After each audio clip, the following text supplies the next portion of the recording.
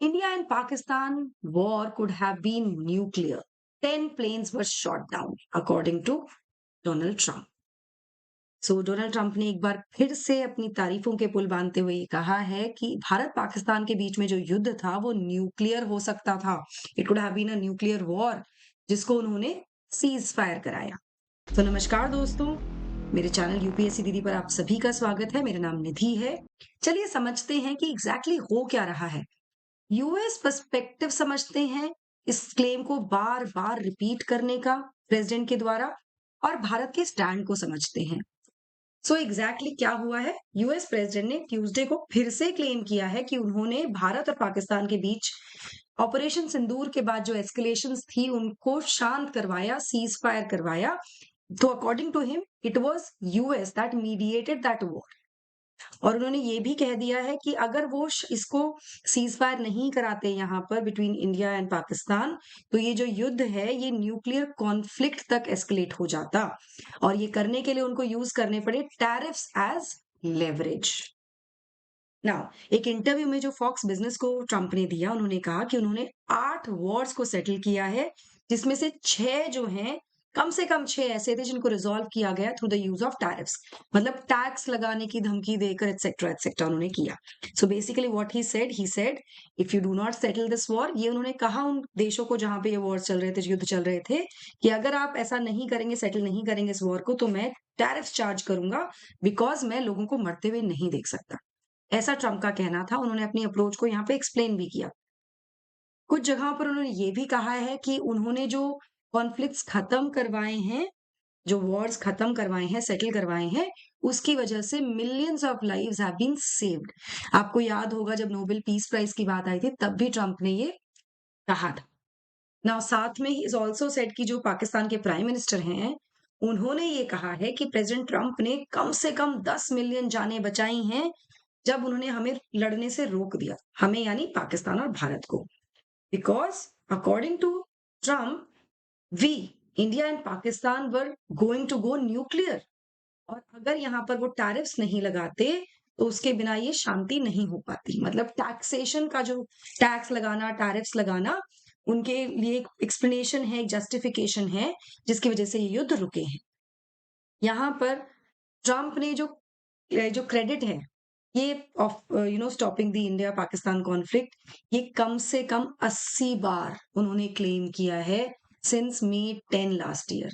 Operation सिंदूर आप सभी को याद होगा, किस तरह से पहले पाकिस्तान का इन्फिल्ट्रेशन हुआ, हमारे लोगों को मारा गया पहलगाम में, पहलगाम अटैक के बाद।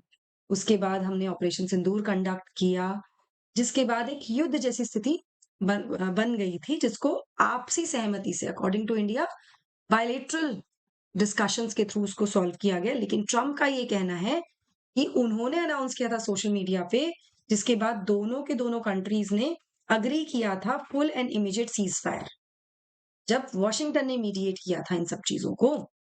नाउ, भारत का स्टैंड बिल्कुल क्लियर है।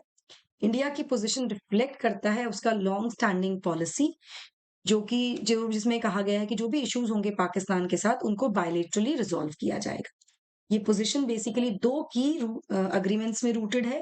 पहला है हमारा शिमला एग्रीमेंट 1972 का, जहां पर दोनों ही देशों ने ये कमिट किया था कि वो रिजॉल्व करेंगे डिस्प्यूट्स को थ्रू बायलेटरल नेगोशिएशंस। और दूसरा महत्वपूर्ण एग्रीमेंट है लाहौर डिक्लेरेशन 1999, जहां पर रीइंफोर्स करने के लिए कहा गया है peaceful dialogue and confidence building measures को। मतलब इनके द्वारा, इन जो बायलेटरल हम डिस्कशंस की बात कर रहे हैं, जो हमारा आपसी सहमति जो हुई है, वो इसकी वजह से हुई क्योंकि 2 एग्रीमेंट्स हो रखे हैं भारत और पाकिस्तान के बीच। तो यहाँ पे किसी तीसरी पार्टी का, किसी आउटसाइडर का कोई रोल ही नहीं है। This is what India has always stood by. ठीक है। अब यहाँ अगर हम यूएस पर्सपेक्टिव समझे, why US is doing this again and again, why Trump is claiming कि उन्होंने ये युद्ध रुकवाया है, तो देखो इसके पीछे बहुत सारे पर्पस हो सकते हैं, बहुत सारे कारण है। पहला, प्रोजेक्ट करना यूएस को एज ग्लोबल कॉन्फ्लिक्ट मीडिएटर, कि भाई हम देखो पूरी दुनिया के कॉन्फ्लिक्ट मीडिएटर हैं। ठीक है। दूसरा, स्ट्रेंथन करना एक पीस लीडर इमेज को फॉर डोमेस्टिक ऑडियंस। अपनी जो डोमेस्टिक ऑडियंस है यूएस की, उसके सामने ट्रंप को एक पीस लीडर की तरह प्रोजेक्ट करना, स्ट्रेंथन करना। ट्रेड और स्ट्रैटेजिक नेगोशिएशंस को सपोर्ट करना, और साथ ही यूएस के रोल को रीइंफोर्स करना इंडो पैसिफिक स्टेबिलिटी के लिए। So this is why this has been happening again and again, मतलब मई 2025 से अब तक 80 से ज्यादा बार ये क्लेम कर चुके हैं ट्रम्प कि हमने ये किया है, ये कारण है ऐसा करने का। आपको क्या लगता है, मुझे कमेंट सेक्शन में जरूर बताइए। नाउ यहाँ पर मैं आपको बता दूं कि ग्लोबल डिप्लोमेसी जो है वो कई बार इवेंट से शेप नहीं होती, मतलब जो एक्चुअली में हो रहा है उससे शेप नहीं होती, लेकिन वो होती है shape by competing narratives about those in events.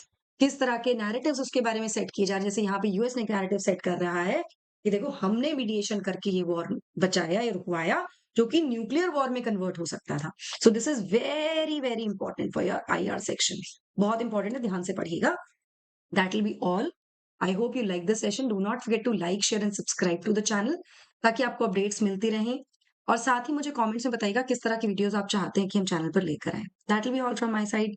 Take care, God bless you, bye bye.